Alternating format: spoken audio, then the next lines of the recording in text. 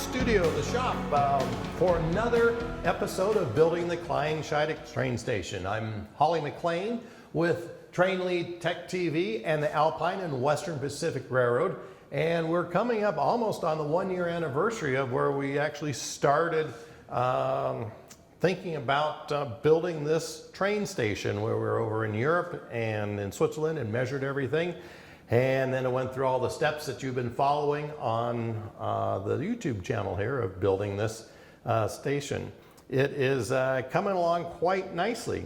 And in this episode, I'll get you caught up on some of the things that we have done since we finished filming last time. We've started putting all the detail inside of the building. And let me pop this off.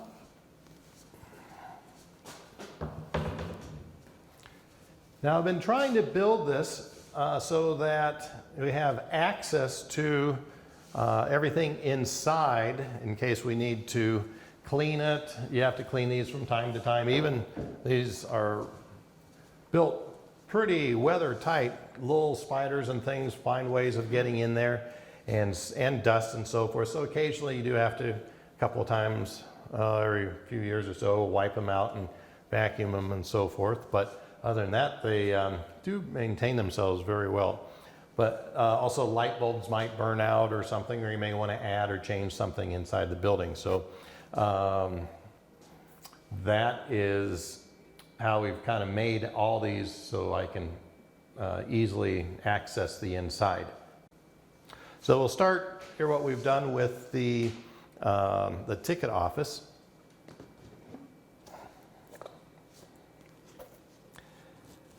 Is we have these little RC 2-pin connectors.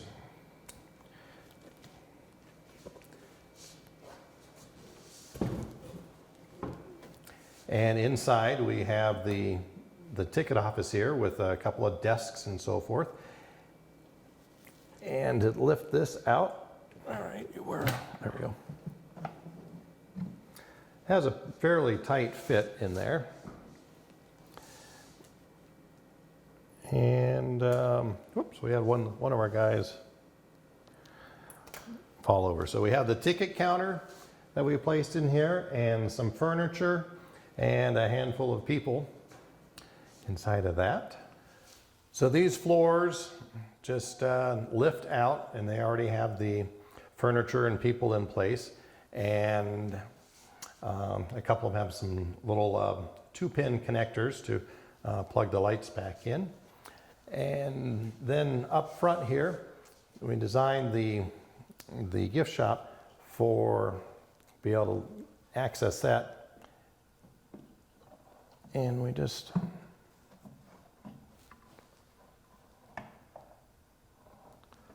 pull it out like that. Then we have our little people there and our furniture. And now you can also look down inside the gift shop or the rental shop and see the detail that we've put in down there. So what we've done on kind of setting up the insides of this is we have the ticket office down below, ticket and cargo, and we have some people in there waiting, and a couple of train people and a couple of people behind the ticket counter. And then we got these little like monitors, computer screen monitors that we attach to the wall. We're going to put a couple more detail signs in there in just a little bit. But that was the first floor, and of course the lighting. And then the second floor, we have some desks and some people and a safe and a little door and a bookcase and a garbage can. Moving forward, moving towards the other end of the building, this is kind of like a hotel suite upstairs. Made a fireplace, got a fireplace, and what I found that works really well are these little LED fire kits from Evan Designs, and you can feed them with any type of from 5 to 19 volts, both AC and DC and DCC, so very universal, and they come already assembled. And you can get the larger LEDs, 5mm, 3mm, and they even have Pico Nano and 1.8 and So lots of different sizes of LEDs for the little fire kit. And I use, for the fire screen that works really well, is I use drywall sanding. It's almost like a screen, a sanding screen, and that makes a perfect scale for the fireplace.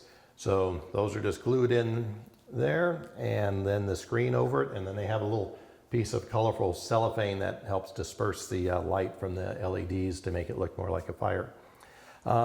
Moving on from here, I went ahead and got some dollhouse wallpaper and a little bit of spray adhesive and stuck those on the inside of the walls. And we for the draperies here, all I did was use cheesecloth, and you can get a whole bunch of cheesecloth. You can get this for just a few bucks, and then you just cut a thin strip and a little bit of glue, and we just glue it to the inside above the windows and have the little phrase hang down, and gives you a nice effect for a drapery. One of the things that's kind of important when you're, or just a tip when you're doing this type of modeling, I went online and I was looking at dollhouse draperies, and they are very nice and highly detailed, but once they're inside the building and you're looking at it from the outside, and you're from a few feet away, which this building is definitely going to be a few feet away, then all that you really need is, you don't necessarily need all that high detail. You need more of something that gives you a suggestion of a set of curtains or draperies. So that's all I'm trying to achieve here, and it looks really cool at night because you can really looks very, very real, very authentic with just this cheesecloth. So works exceptionally well. Moving forward again, or moving towards the front of the building, we went ahead and have the dining room going in here, and we have quite a busy afternoon or evening, and a lot of this stuff I get from Larry's Big Scale or G Scale online, and they have a lot of good detail parts. And then also 1/2-inch dollhouse furniture is works very well, and get those from a couple of different online dollhouse shops. And so we added another fireplace right here. And then we have a little seating area. We have people sitting in front of the windows. We got some scale little glasses and plates of food. I have a piano in the center, and very European, of course, a couple of dogs in the restaurant sitting next to their tables. And so just a kind of a lively place going on. In one of the next episodes, we're going to go ahead and add a little sound effect in here, so you'll have the sounds of a restaurant going on inside this building as well. And then moving further along to the front is we have in real life, this is kind of a gift shop and like an office up here, and I kind of didn't have a whole lot of things that would look like a gift shop, so we made it more like a rental shop. So there we put in a bunch of skis and some Vespas and some toboggans or sledging. That's very popular in Europe. And then the top floor, kind of like a sales office or an information office, we made this look like that. We'll add a few more details. We'll add some of the little posters and so forth that I have ready to go, and we'll continue moving on. Okay, so the next step is I went ahead and made up a whole bunch of signs, and there's a great company in town here called Signs by Tomorrow, and they make all different types of signs, both inside and outside, indoor and outdoor. And I have them, and they can make giant signs, and they just take the same technology, same process, and make little teeny tiny signs. So I send them the artwork and tell them the dimensions that I need them, and then they print them. These are all printed on a piece of metal, and they hold up just like a real sign outside, a real commercial sign. They'll last for years and years and years. They don't fade or crack or anything. We just attach them both to the inside and the outside of the building. So that's what we're going to start doing now, is put the rest of these signs in and around the building, and then we're pretty much all done. And once that's done, then we'll attach this to the building and continue on the next couple of steps.